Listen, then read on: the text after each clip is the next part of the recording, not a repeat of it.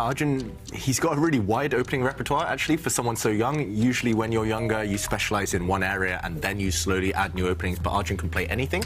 Okay, it's the Italian game. So this one could get very complicated later, could get very tense, but we could also see a very kind of slow maneuvering battle. This one is rich and full of possibilities.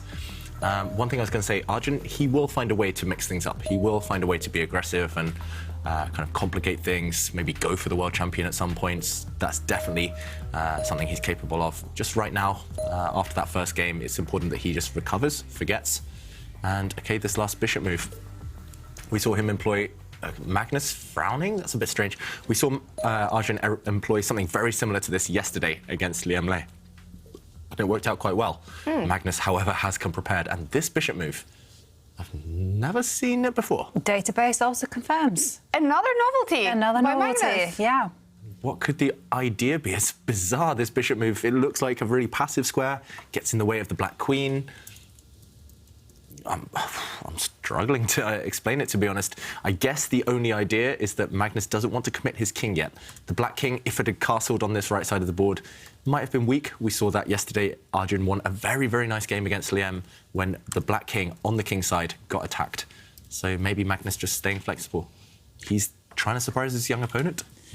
Yeah, I agree. And I have to say, this move, although it's never been seen before, it does have the approval of the computer. So I am also keeping an eye on the engine that follows Magnus Carlsen. Ceci says only a tiny smidgen better for white.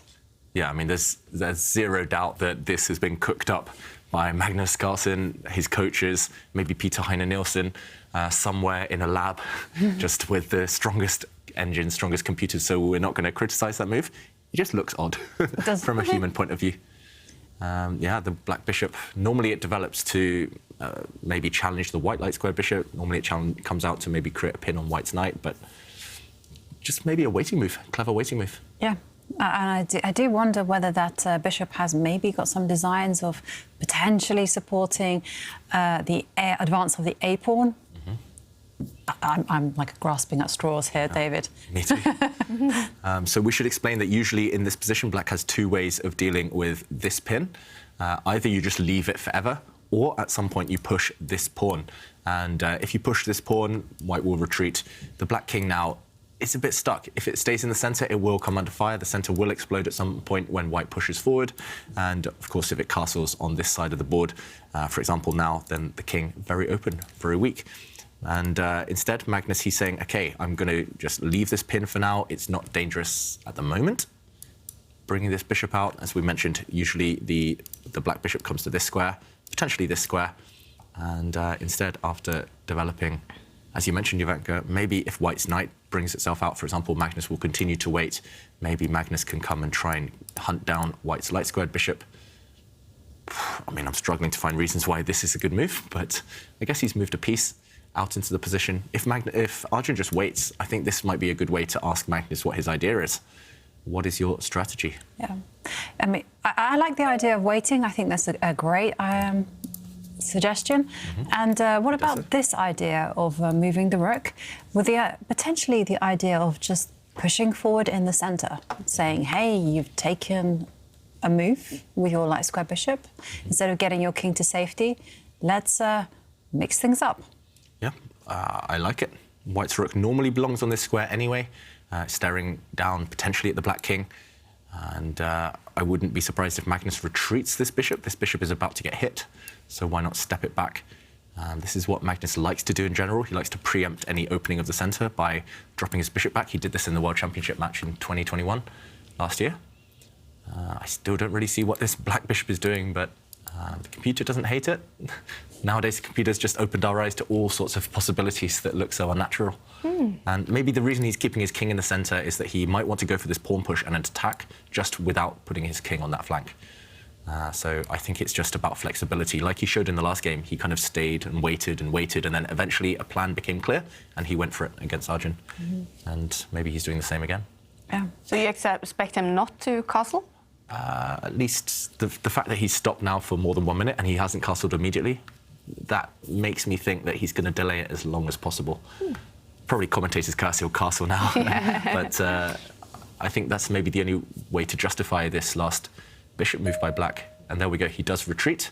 He's going to wait. He's going to see what happens first, and then that pawn push, the black g-pawn coming to attack white's bishop on the edge of the board. He might go for that if the moment is right. Yeah. Do you think that Magnus has, I really hesitate to even suggest this, ideas of maybe even going with his king to the queen side? Yeah. We've seen him do that a few times this time, right? We have.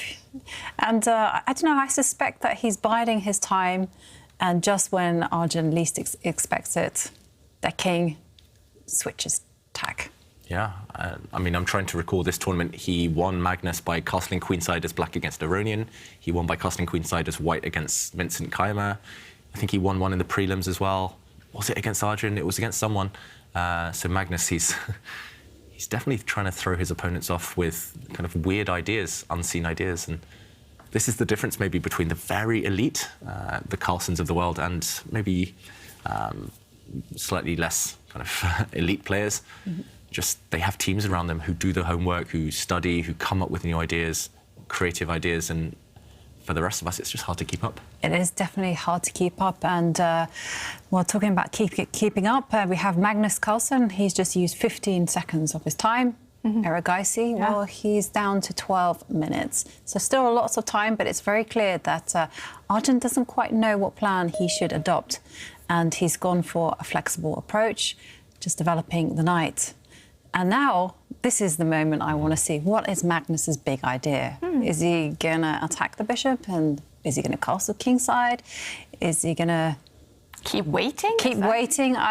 He might do that. Yeah, it's like that big reveal, and it's not the only big reveal we're waiting for from Magnus.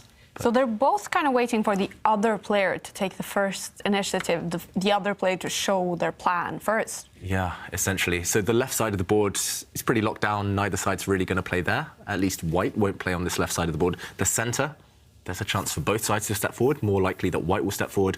And on this king side, on the right half of the board, it's more likely that black is going to make the move there. So, for example, if black plays on the right side of the board, white will kind of fight in the centre and force things open, and especially while the black king's there, it's not safe. So Magnus may be waiting in that regard. If white pushes in the centre without being provoked, then maybe he weakens himself in the process, and black will happily castle, and then he'll say, OK, you've committed. It's just it's a weird type of waiting game.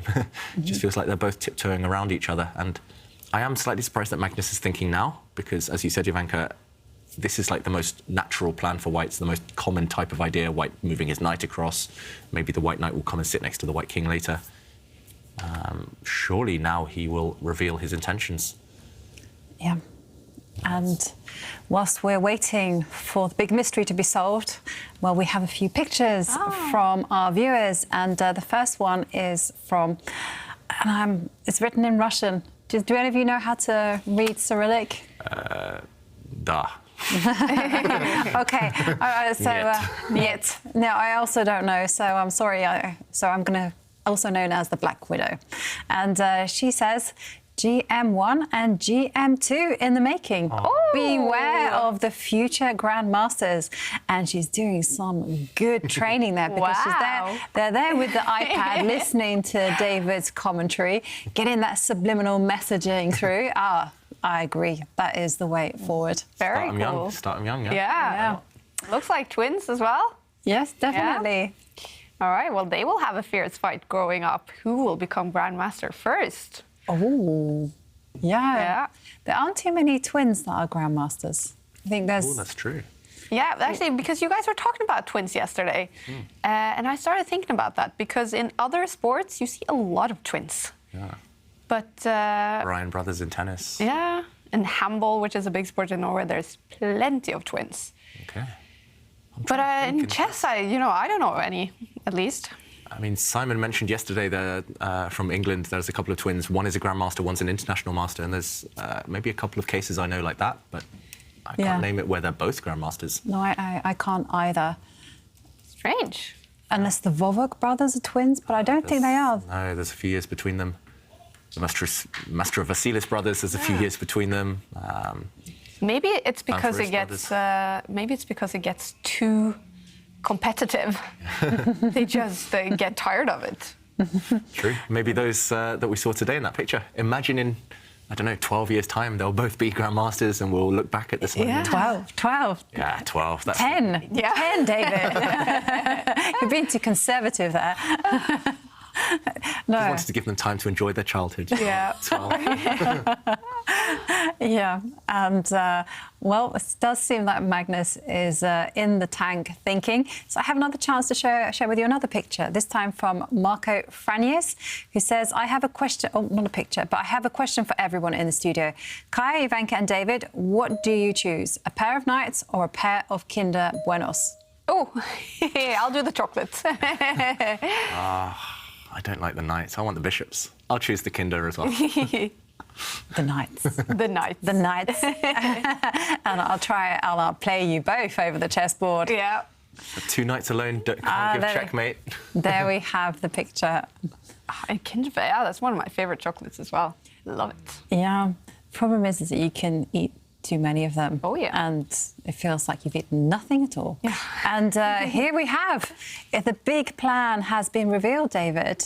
Yeah, and I've got mixed feelings, to be honest. Firstly, the fact that Magnus spent so much time on this plan when, I mean, if he's done his preparation, if he's played such an odd bishop move and novelty again, then there should be a clear follow-up. And also, it's very, very weakening, and it looks a bit slow to retreat this knight on the last move. But you more optimistic, Ivanka? You love pushing those pawns? Yeah, but you know, I love pushing my pawns, but, you know, I'm not really a big risk taker. So I like to do it when I have control of the centre. And here, it feels like the centre could be blasted open at any point of the game. And I just feel this is playing with fire here. It really is. And Magnus's plan, if given time, if Arjun doesn't push this pawn forward in the centre right now, say he gains some space on the other side of the board, Magnus's idea is to just plant his two knights on this side. They're great defenders, but also potentially great attackers. And suddenly these two black pawns might start running forward, and they have clear targets. These two pieces are misplaced. They're easily hit by these black pawns, and Arjun might well get one of these pieces trapped if he's not careful. So I don't think he should give time to black to just park his knights on this side of the board. I think it feels like now is the moment. You're the one who taught me, Ivanka, the phrase, you go backwards, black has just gone backwards, I go forwards. And the most natural move in the position by a mile is to step forward with the pawn. Yeah, that is very natural. Yeah, this stronghold in the centre is attacked 3 times. I don't think black really wants to capture. Firstly, white can establish a nice pawn duo, but also white could consider stepping forward and suddenly look at the white rook, look at the black king. The central line is opening, and black's king will regret not having castled. I'm struggling to understand the idea, to be honest, if white does step forward in the centre. Maybe Arjun's also considering a move such as this one, bring the queen out, the queen and bishop together hit this pawn. Also, the queen hits this pawn, so it's kind of a double attack. But it feels a bit wrong to bring the white queen so far away from the action. The action will happen in the centre and on the king side, where white's king sits. Yeah, I agree. Don't touch the queen. I think this is a bit of a no-go area. Sometimes in chess, you just got to use logic, right? Yeah. I mean, this is the most logical move. You don't want to play slowly. Your opponent's retreated. It makes complete sense to me, you know, put pressure on the pawn. And I suspect that Magnus is maybe going to gambit the pawn. OK, and here it comes. We'll find out. Because this pawn is attacked 3 times. Remember, we don't want to touch it. And Magnus, you're right, he does gambit a pawn. And what is the idea here? White, if he captures this way, I guess black can just take back. Oof.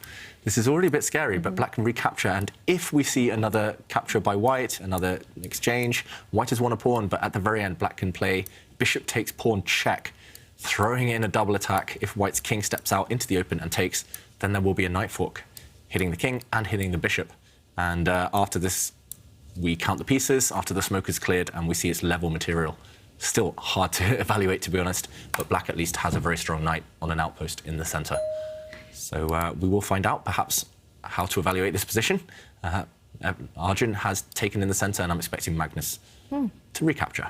Cryptic tweet by Peter Heine, Magnus Carlsen's coach, 7 minutes ago. One gets the impression that Erigaisi has not studied the games from the 2018 Under-14 Girls Brazilian Championship. Is Magnus playing something from that? Wow, quite possibly. Oh. Maybe this novelty a few moves ago, bringing this bishop forward, maybe it had been played in that tournament all those years ago. Yeah. Who knows? Who knows? Maybe you never know with these things. Maybe it's happened before, but not according to my database. But I don't know if under 14 Brazilian Championship would be in databases. Well, if Heiner is quoting it, then it's probably in the mainstream databases, perhaps not on the online database. But then fair play to the 14-year-olds who came up with this devastating ideas. You know, sometimes novelties and good ideas, they happen from anyone, actually. It just takes some people just to sit there and think maybe there's a coach at play. Maybe it's just your moment of genius. Young players tend to have that creative spark. When you're young, your mind is like a clean slate. You look at the position, you come up with ideas. When you're a bit older, at least myself, I find I just fall into the same patterns and the same ideas, so it's harder to come up with new ideas. Maybe Magnus taking inspiration from the kids, from the youngsters. That would be kind of cool. We will ask him about that later. Now, the bar has gone over to his side. Yeah, it has. And I think he might be getting ready to do what Jovanka mentioned. Castling on the queen side. It looks a bit open for black on that flank. Black has pushed his a-pawn, but if it gains time, if you can go for the white king later, it's going to spice things up for us at least. It's going to be a lot of fun for us because the margin for error suddenly decreases and, they have to play very accurately. And both sides are going to be attacking the other. And I'm particularly worried for Arjun, actually, because it feels like Black's attack is a lot more menacing and maybe easier to play. However, having said that, I really like his last move. Developing the knight, and that knight is getting ready to spring forward. And look at that. On the board, the king has gone to the left. Yeah, castling on opposite flanks is always fun to watch. It always leads to crazy complications, a race quite often, whose attack is fastest. Like you said, Jovanka, Black's attack is already made. Black just pushes pawns towards the white king. Black's knights are sitting there ready as well to join in. No pieces around the black king. The white's pieces take an age to create a threat even. And yeah, I like it as well for Black. It's just a trend of the tournament. Magnus kind of delaying castling for as long as possible, and then often just when the opponent least expects it, he runs. And I want to clarify that tweet from Peter Heiner. Maybe we need someone to tweet him back and ask. But I did once walk in on Magnus and he was looking at, I think it was the Pan American Under-12 Championship or something, and he was just playing through a game. I mean, he just loves watching chess. He's always just on Chess24 looking at the live games. And wow. And finding inspiration from kids as well. Sometimes, yeah. I mean, it's just crazy. I'll follow the top tournaments, but he follows everything. So wait one second. So Magnus Carlsen, that is, he was the world champion, and you caught him. I mean, I watching. I phrased it weirdly, like I caught him doing something naughty. Just there, huddled away. Under 12 games. He was just scrolling through live games, and I asked him what it was, and he was like, "Oh, I don't know. It's like some Pan American junior championship." Oh my God, that's insane! Yeah. That the world champion is not like too big to look at any old tournament. I love that. I think that's just incredible. Yeah. It just goes to show how passionate he is about the game, and probably why he is so dominant. Yeah. No one watches more chess than him, maybe. Exactly. I must confess, I am not looking at the games of the under 10 Pan American or under 14 Brazilian. I need a break from chess sometimes. No. Yeah. Huh. It's just that hunger for knowledge. It's the curious mind. And meanwhile, this game is turning in Black's favour. Look at the evaluation bar. White's last queen move. We actually saw this in the first game, where Magnus also, as White, put his queen on this square. But there was a clear purpose. Here, what is the purpose behind this queen move? It looks frankly bizarre to me. The white queen is not on a kind of open line. She's not on an active square. She's not defending anything, controlling anything. The only reason I can see for that queen going to that square is that Arjun is worried about the h-pawn moving up the board. And so therefore he's preempting that pawn push by preparing perhaps knight takes pawn as a... Or maybe the knight springing forward. Yeah, maybe the idea is the knight springing forward, hitting the black queen, and after, for example, an exchange, at least now when black deals with the problem of his knight, maybe there's an idea of taking this pawn with his queen. But again, this I used the word if there 2 or 3 times in that sentence, and that's very relevant because it's a big if. Magnus doesn't necessarily need to push this pawn. For example, I would be tempted to throw the knight in. I would be tempted to maybe move this knight as well over either to take this bishop or to get into the position. This f4 square is often quite juicy for black. I mean, also, we should point out this pawn I don't think can be captured right now. It looks like Arjun's just set a small trap. Black can go a pawn up, but white will create a discovered attack. Move the knight out the way, hitting the black queen, also suddenly hitting the black knight. This would end in disaster. So, I mean, the first thing that came to my mind as soon as Arjun played it was like, was it a mouse slip? Is he just trying to set a like kind of a pretty basic trap? I don't think Magnus will fall into that one. No. But yeah, maybe like you said, it's just aimed against black pushing the pawn and trying to trap this white bishop. Maybe he could still consider it, to be honest, but okay, Magnus just takes a timeout, brings his rook across, over defending his central pawn.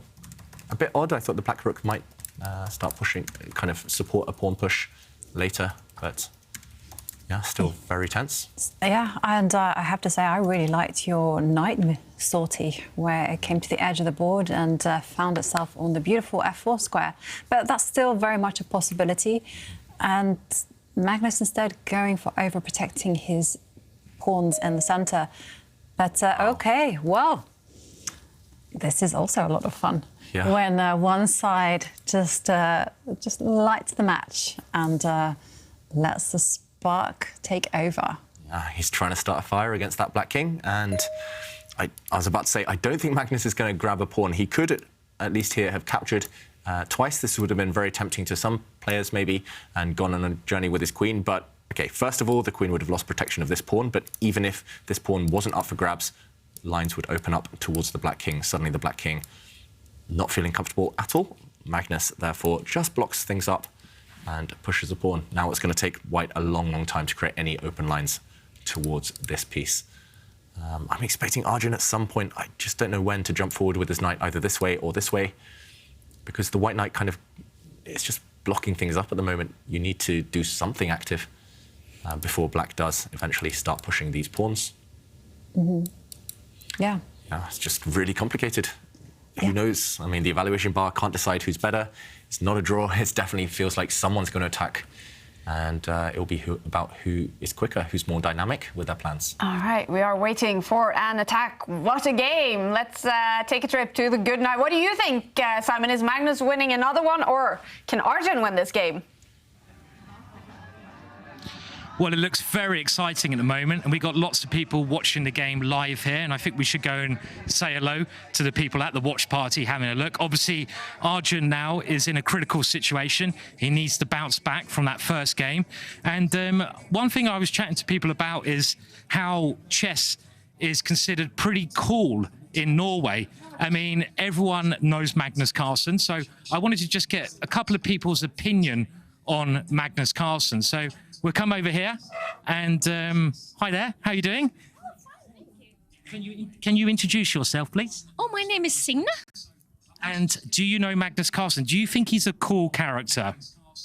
I'm sorry, but I don't. Because he gets too mad when he loses. But my friend, on the other hand, she thinks him very handsome.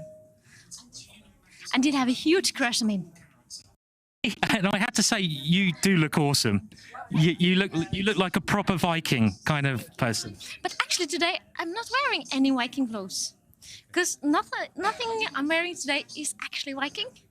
But sometimes I do wear a purse that is a copy from a Viking grave in Sweden. Brilliant. Today I'm actually wearing this little purse made by a friend of mine. Called, in Norwegian you say, she had my small workshop. That is awesome. And I have to say, there's a lot of stuff going on here, a lot of interesting things. And we've got various people, you know, having their opinions on Magnus. And I'm sure there's a lot of Magnus fans here as well, as we know already. And watching the match here live, which is great. It's a very close match at the moment, right in the balance. Not sure to win this one. Obviously, if Magnus wins this one, then Arjun is under a lot of pressure. But thank you very much to our special guest as well, who does look fantastic. Back to the studio. How cool, the Vikings in the good night to cheer for Magnus Carlsen, even if she wasn't his biggest fan. Very cool seeing her there with a little bit of a Viking outfit. We're big fans of that. Magnus Carlsen, well, he will be angry if he loses this game. The bar has gone down to the middle. What's happening? Yeah, simply Arjun's playing some great moves. The white knight did jump in. We love that f5 square. We've talked about it before. It didn't get captured. White's knight sits there nice and pretty. Instead, the black queen retreated, and Arjun now has placed the white queen on a good square. Magnus there frowning before crossing his arms. That body language tells me he's confused as well. It's hard to evaluate this position. Both sides, look at those 4 knights as well, stacked up, all 4 of them. It's like dominoes somehow. And just like dominoes, things could fall for one side. If they're just tipped over the edge, and right now, bring the rook across. Magnus looks surprised. Do you think he's going to start trying to attack? I thought he was going to trade, yeah. White's knight was just too strong, right? Mm-hmm. And what is the follow-up? I guess this bishop will be captured.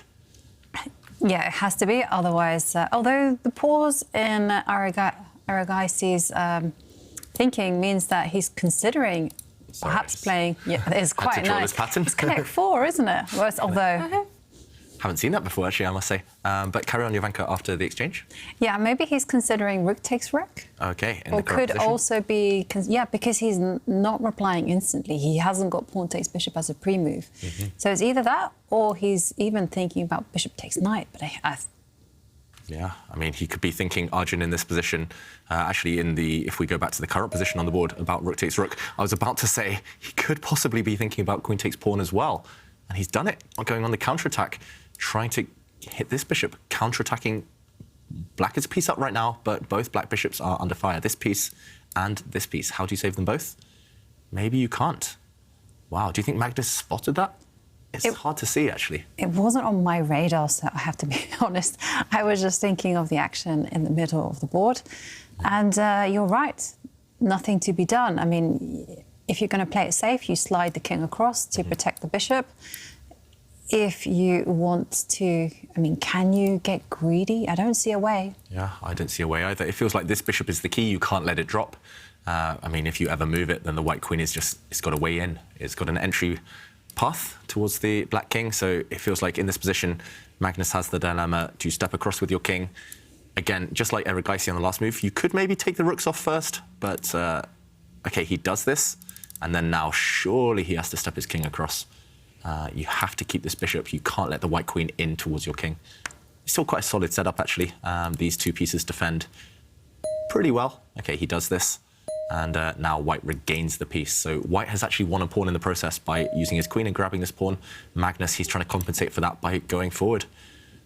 This game is surely going to end with a winner. I just don't know who, but it just looks like chaos. The knight is attacked now when the knight moves.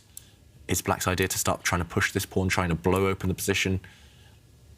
Maybe he has the idea of just going back to the original plan, which I thought was initiate the attack on the right. But I don't think he has time because the white knight is threatening to go over to the b5 square. And here we have it. The pawn has pushed forward. Yeah, now it's not so easy for white to gain time and to go after black's bishop. There's actually a threat of checkmate in 2 moves if white can take this bishop. Firstly, the bishop can move, but also now white has to worry about his own king. The pawn is coming down. So surely in this position, this pawn is just too dangerous. It's 2 squares away from promotion. Get rid of it. Take it off the board, and he does so. Yeah, I mean, it's so hard to call. It's just total chaos on the board. Yeah, absolute chaos. I think he has to take the pawn, right? Yeah. Rook, you can't go backwards in this type of position. The momentum has to keep on being kind of propelled forward. Yeah. You can't lose it. Yeah, it looks a bit dangerous for black. The king is on the back rank. It could get checkmated at some point if a white rook ever lands on this rank. But at the moment, the black queen keeps her king just about defended. The white king as well, vulnerable on this diagonal. Anything could happen. White is a pawn up and has the double, has the bishop pair, so white is a favourite. Arjun just defends by sliding his bishop back. Very, very logical move. If this rook moves now, it's going to end in checkmate. If the rook retreats anywhere, then this is going to be a knight check, discovered attack as well, hitting the king, and when the knight is captured, queen takes bishop, because this piece has been opened up, defending the queen, and the king is trapped. End of the game. Magnus can't move his rook in the current position, otherwise he would lose. And he needs to defend it. He needs to defend his rook, so that means a knight just has to hop in to the g4 square. Yeah, maybe this one. This also looks very tempting. The computer's liking this one, but also says you can defend this rook with your queen. So, for example, giving the best move for black by quite significantly, actually, just defending with the queen. So now if the rook is captured, suddenly black is the one attacking. Scary. How is the evaluation bar so far in the middle here? I mean, it's just so imbalanced. OK, he does play this move defending his rook. They're entertaining us now. The first game was kind of strategic. This one is just, I mean, it's like dynamite, this game. Absolutely. I mean, it's what we want to see, and it's what we expected, actually, from the first game. We thought that, you know, it would be a real slugfest with both players just going at each other's throats, and we've been rewarded with that right now. And whilst Erigaisi is pausing for thought, it is a complicated position. We have an interesting question from Winston Churchill, who says, "In Winston, thank you for your service to the country and the world. I'll that. In chess games overall, white has a percentage advantage over black. In Meltwater and Candidates tournaments, how does this stat correlate? Does white win more often, or the same, or less, in your opinions? Ooh. And, well, we can pull up the stats of the Meltwater, and I can see that there's a 54% score for white. It's like 326 wins, 252 losses, and 355 draws, which kind of is unnervingly accurate to how it is in classical play. Yeah. I think at all levels, it tends to kind of zone in on that amount, 54% for white. Oh, do we have a blunder? Sorry. Yeah, we absolutely do. He's playing with fire, Erigaisi, whether it's good or not. The evaluation bar tells us black is winning, but how can you let the black queen so near the white king? Look at the black queen and knight. They're the ideal attacking duo. The knight is the only piece that can move the way the queen can't. And I don't see the knockout blow yet, I must confess, but it looks scary. We need to pull up the board, David, because this position is crazy. Because at first sight, it looks like there's going to be a killer blow. There's only one move. Otherwise, white is completely winning. Black has one move to give himself the advantage. Everything else, white is going to win. So in this position, we saw in a capture, a trade, and the white king stepping across, and the computer says black has to move a knight into the centre. It says knight d5. Firstly, there's two knights that can go there. I'm not sure which one is best. Firstly, this came to mind, but suddenly I don't know what to do if the white rook steps across, because remember, if the queen moves, there's going to be a checkmate on the back rank. Maybe it has to be the other knight, I think it has to be the other knight, and I think the idea is if you retreat the knight, this is so difficult to see, by the way. Once you capture that knight with your bishop, just say, then the knight can actually spring forward to the g4 square. And now there is no immediate killer blow for white, because if we go back, sorry, this is getting really complicated, but it is a crazy position, because if black were from the original position were to jump in with the knight to g4, that would be a big blooper. It would just be losing on the spot, because white knight would jump to c6, and after pawn takes knight, the rook comes up to the 8th row, and once the king steps forward, the queen will deliver a checkmate on a6. Yeah, so actually, one side is getting checkmated. If Magnus finds this move, which is, I've got to say, incredibly hard to see, he finds it. Wow. No. If he finds this move, he's doing the checkmating. If he played any other move, he would have been checkmated. Wow. Jovanka, you're right. This knight is coming in now. There's also the idea of some checks. There's also the black knight coming to take this pawn. Maybe white can't defend. And there again, we see the top computer moves. Stockfish suggesting white's bishop dropping back. That is incredibly hard. Any other move? Black wins on the spot, essentially. And the first move that came to my mind was the rook shuffling across. This is the second best move for Stockfish, according to Stockfish, hitting the black queen. The black queen can move, though, with a check. And when the white king runs out the way, which I think it has to do, I think black can keep it simple now. There's still a threat of checkmate on the back rank, but black can create some escape squares, taking a knight with check, and another check, and yeah, black would win here because you can simply take the bishop on the next turn. Instead, Arjun has gone to capture this knight, and Magnus, he's going to deliver checkmate. It's unstoppable now. Checkmate coming on this square, or checkmate coming via the knight on this square. 2 threats, and the White King is doomed. Magnus is going to win. Yeah, Erigaisi shakes his head. He can see that he's losing game number 2 as well. Is this due to some inaccuracies by him, or is Magnus again playing incredible chess? I mean, we can't fault Erigaisi. Yes, he blundered, but it's, from a human point of view, Magnus's move was just genius, right? Yeah. And to have calculated that, and there was such a narrow path as well. He forced Magnus to find like 3 or 4 only moves to win. Anything else, Erigaisi would have been winning. So he kind of gambled, Erigaisi, and didn't pay off, but... And was it that knight move by Magnus? And here we go. Yeah. Wow, Magnus Carlsen is up by 2 points now in the final. Erigaisi with the white pieces. He loses in 30 moves. Magnus Carlsen is on fire.